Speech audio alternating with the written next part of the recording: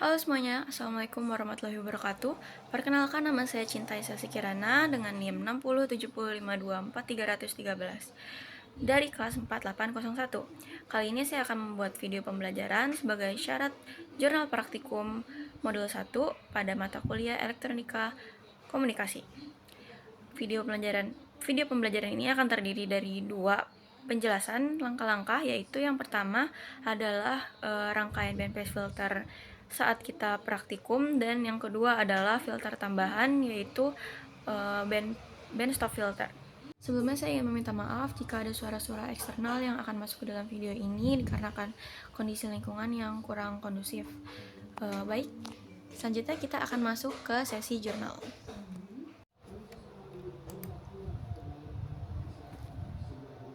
Baik, pertama-tama kita buka Proteusnya dulu ya. Terus kalau dibuka itu jangan lupa run as administrator. Selanjutnya kita buka file baru, pencet file di atas dan new project. Tunggu.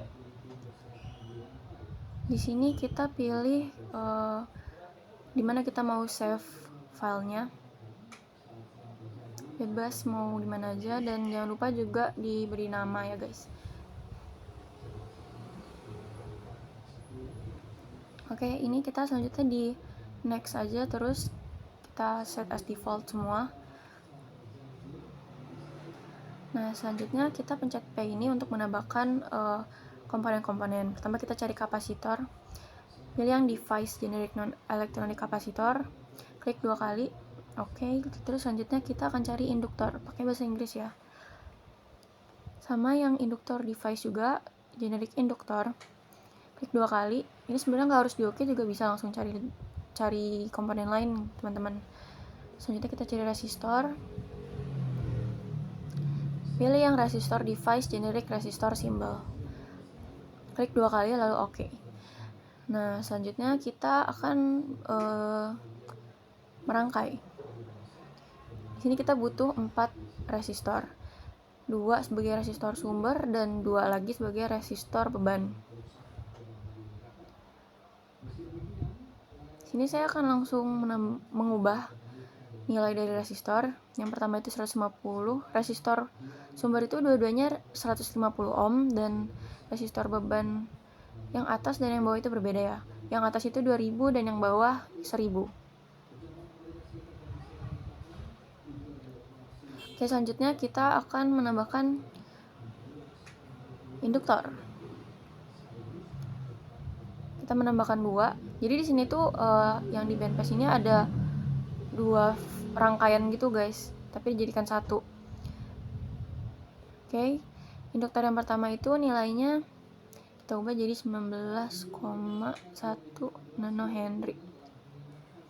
Yang kedua yaitu 10,4 nanohenry. Oke, jangan lupa kita rotate clockwise. Selanjutnya akan ditambahkan kapasitor yang 1 dan kapasitor yang 2. Oke, kita ubah juga nilainya. Kapasitor pertama itu nilainya adalah 331,7 picofarad.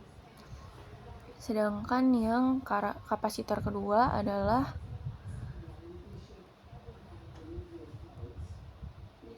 1000 picofarad. Kita rotate clockwise juga. Oke, ini udah kita rangkai dan kita udah ubah komponennya. Nilai-nilainya pastikan lagi sesuai,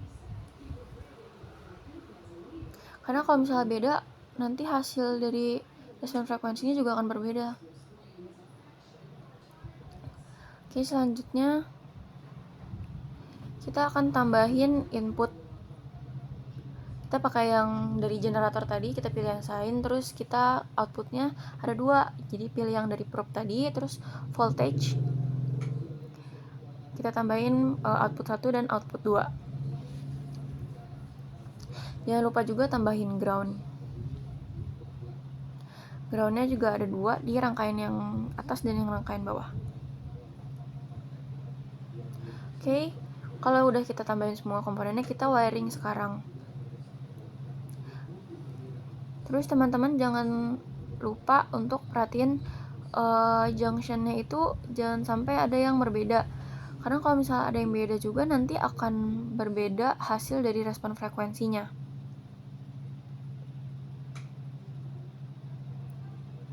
Pastiin juga semuanya tersambung. Kalau misalnya nggak kesambung, kayak kita keliru nih tuh, kapasitornya aja yang kesambung ke ground, sedangkan induktor dan resistor bebannya tidak tersambung. Jadi kita harus pastiin ada junction diantaranya, seperti ini. Oke, sekarang kita wiring ke rangkaian yang di bawah.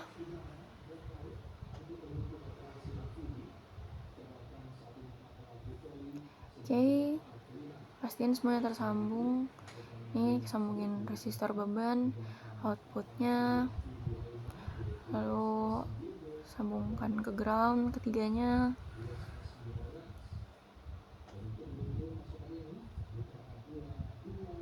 Oke, kita ubah nama inputnya ya guys. Ini input. Oke, lalu yang atas kita namakan out 1. Maksudnya itu adalah output 1 dan yang kedua adalah out 2, yang berarti output 2. Oke, kita sudah selesai merangkai. Kita sudah selesai merangkai. Sekarang kita lihat di graph mode. Kita pakai frekuensi untuk melihat respon frekuensi. Sekarang kita bikin kotaknya aja, terus di drag output 1 dan output 2. Sekarang kita edit graphnya dulu. Kita mau lihat start frekuensinya dari 10 mega dan n-nya tetap default yaitu 100 mega. Terus kita simulate graph. Kita maximize. Nah, di sini kita bisa lihat ini adalah band pass filter, di mana frekuensi di antara cutoff itu diloloskan dan yang di luar cutoff itu diredam. Di sini ada output 2 itu nilainya 50 mega dan output 1 itu di antara 50 dan 100 mega. Oke, kita selesai mensimulasikan rangkaian pertama. Kita save dulu. Kita lanjut ke rangkaian kedua, yaitu band stop filter. Kita tambahkan, sini udah kita tambahkan tapi akan saya ulangi lagi. Yang pertama itu kita cari kapasitor.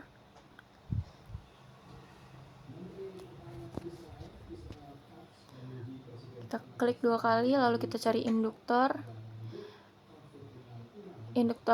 device generic induktor. Ini rangkaiannya ini sama komponennya seperti rangkaian sebelumnya. Lalu resistor device generic resistor simbol. Oke, selanjutnya kita tambahkan. Masing-masing kita hanya butuh satu komponen. Resistor 1, induktor 1, dan juga kapasitor 1. Ini kita rotate clockwise, lalu kita ubah nilai dari komponennya. Komponen yang induktor itu nilainya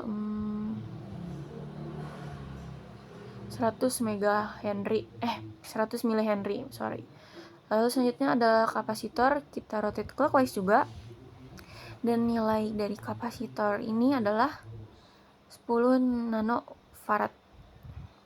Untuk resistor resistor sumber nilainya tetap sama, yaitu 10 kilo ohm. Kita tambahkan input sinus dan juga output probe dari voltage. Oke, lalu kita tambahkan ground. Jika sudah, kita wiring semuanya. Oke, kita sambungkan. Terus jangan lupa guys, kalau misalnya mau masukin output yang ini, itu jangan disatuin, jadi harus ada junction. Karena tadi aku sempat coba, hasilnya jadi berbeda kalau misalnya nggak pakai junction itu yang diantaranya. Oke, kita rename R1 jadi input dan L1 jadi output. Oke, kita udah selesai. Kita mau lihat respon frekuensinya nih. Oke, graph mode. Kita pilih yang frekuensi. Kita bikin kotaknya. Selanjutnya kita ubah reference-nya. Oh ya, stop frekuensinya jadi 100 mega dan referensinya jadi input. Lalu kita drag outputnya ke respon frekuensi tadi dan kita add traces. Kita namakan respon frekuensi. Untuk prop 1 kita pakai input dan prop 2 output. Lalu oke. Simulate graph. Nah, keluar respon frekuensinya adalah stop band. Ini saya maximize. Bisa dilihat kenapa ini disebut stop band, karena frekuensi di antara frekuensi cutoff itu diredam, sedangkan yang di luar frekuensi cutoff itu diloloskan.